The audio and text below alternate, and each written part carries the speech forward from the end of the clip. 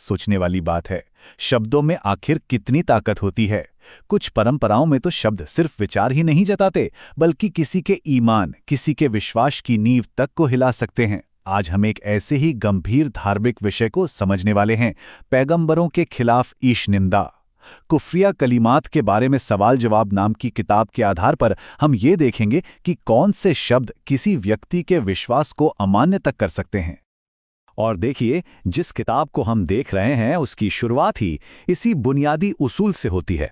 इसका मतलब साफ है कि अपने विश्वास को बचाने के लिए ये जानना बेहद जरूरी है कि कौन सी बातें उस विश्वास को तोड़ सकती हैं। तो ये सिर्फ कोई किताबी बहस नहीं है, बल्कि मानने वालों के लिए एक प्रैक्टिकल गाइड है। तो चलिए देखते हैं कि ये गाइड हमें कहाँ ले जाती है। इस पूरे टॉपिक को समझने के लिए हमने इसे 5 हिस्सों में बांटा है। हम कुफ्रिया कलिमात यानी अविश्वास के शब्दों की परिभाषा से शुरू करेंगे, फिर पैगंबरों के अपमान से जुड़े मामलों पर गौर करेंगे, झूठे दावों और तुलनाओं को समझेंगे, और फिर जानेंगे कि ऐसे कामों के नतीजे क्या होते हैं और पश्चाताप का रास्ता क्या बताया गया है। किसी भी नियम को समझने से पहले उसकी भाषा को समझना जरूरी है, ये तो हम सब जानते हैं। इस मामले में भी यही बात लागू होती है। इस किताब में कुछ खास शब्दों का इस्तेमाल हुआ है जो इस पूरे विषय की नींव हैं। तो चलिए सबसे पहले इन बेसिक कॉन्सेप्ट्स को ही समझ लेते हैं, ताकि आगे की बातें बिल्कुल साफ हो जाएं। तो पहला और सबसे अहम शब्द है कुफ्रिया कलिमात। इसका सीधा साधा मतलब है अविश्वास के शब्द। सोर्स के मुताबिक ये वो बातें हैं, वो कथन हैं जो किसी व्यक्ति के इस्लामी विश्वास को रद्द कर देते हैं। ये कई तरह के हो सकते हैं, लेकिन आज हमारी बातचीत खास तौर पर उन शब्दों पर होगी जो पैगंबरों के बारे में कहे जाते हैं। अब इसी से जुड़ा हुआ दूसरा शब्द है कुफ्र। वैसे तो इसका मतलब अविश्वास होता है, लेकिन इस कॉन्टेक्स्ट में यह सिर्फ एक दिजाकोर या असहमति नहीं है। इस किताब के मुताबिक ये एक ऐसा काम है जो किसी के धार्मिक दर्जे को ही खत्म कर देता है। समझिए जैसे किसी की नागरिकता ही रद्द कर दी गई हो, और ऐसा करने वाले को काफिर कहा जाता है। अच्छा, अब जब हम इन शब्दों को समझ गए हैं, तो चलिए देखते हैं कि इन्हें प्रैक्टिकली कैसे देखा जाता है। हम सबसे पहले उन कामों पर ध्यान देंगे जिनमें सीधे तौर पर पैगंबरों का अनादर किया जाता है या उनके कैरेक्टर पर सवाल उठाया जाता है। ये किताब सवाल और जवाब के फॉर्मेट में है, और पहला मुख्य सवाल यही उठाया गया है, अगर कोई किसी पैगंबर को झूठा कहे या उनमें कोई कमी निकाले तो उसका क्या हुक्म है। आइए देखते हैं कि पैगंबर यूसुफ का उदाहरण देकर इसे कैसे समझाया गया है। यहाँ सोर्स का नजरिया बिल्कुल एकदम क्रिस्टल क्लियर हो जाता है। चाहे किसी पैगंबर को झुटलाना हो, उनमें कोई कमी निकालना हो या उन पे कोई झूठा इल्जाम लगाना हो, इन सभी को सीधे सीधे कुफ्र यानी अविश्वास का काम माना गया है। इसमें कोई अगर मगर या कंफ्यूजन की गुंजाइश नहीं छोड़ी गई है। कैरेक्टर पर अटैक के अलावा एक और मुद्दा है जो पैगंबरों की शक्तियों से जुड़ा है। सवाल ये उठता है कि अगर कोई उनके चमत्कारों, उनके मौजज़ात को ही नकार दे तो क्या होगा, जिन्हें पैगंबरी का सबूत माना जाता है। सोर्स के अनुसार क्योंकि पैगंबरों पर विश्वास करना धर्म की बुनियाद का हिस्सा है, इसलिए उनके चमत्कारों को नकारना भी अविश्वास का ही काम है, और ऐसा करने वाला व्यक्ति ना सिर्फ काफिर कहलाता है, बल्कि उसे मुर्तद यानी धर्म छोड़ देने वाला भी माना जाता है।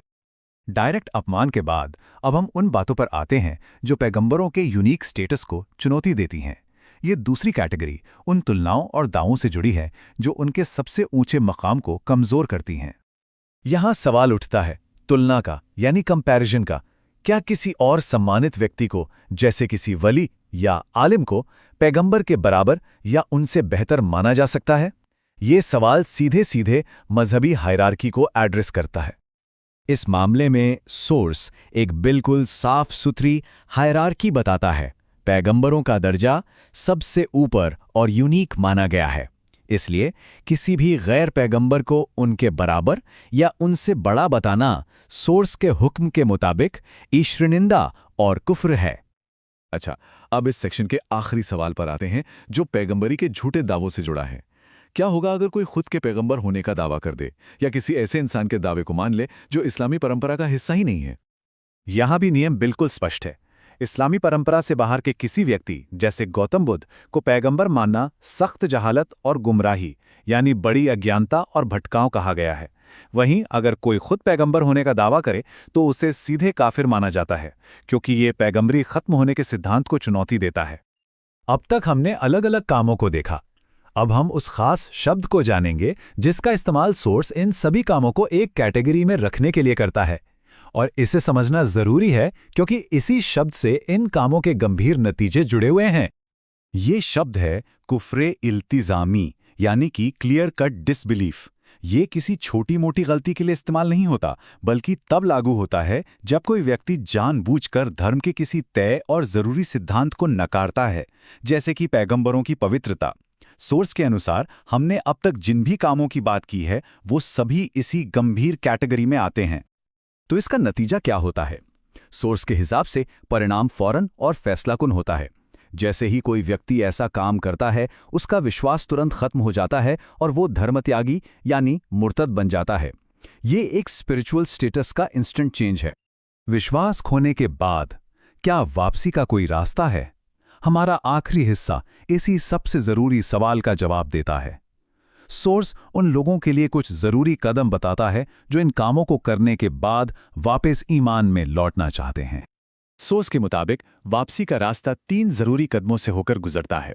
सबसे पहले तौबा, फिर ईमान के नवीनीकरण यानी रिन्यूअल, और अगर व्यक्ति शादीशुदा है तो निकाह का भी नवीनीकरण। ये ध्यान रखना जरूरी है कि ये ऑप्शनल नहीं है, बल्कि विश्वास में लौटने के लिए इन्हें जरूरी शर्तें बताया गया है। चलिए इन कदमों को थोड़ा और डिटेल में समझते हैं। पहला है फौरन तौबा, यानी अपने गुनाह के लिए तुरंत माफी मांगना। दूसरा है ईमान का नवीनीकरण, जिसमें व्यक्ति को फॉर्मली अपने विश्वास को फिर से डिक्लेयर करना होता है।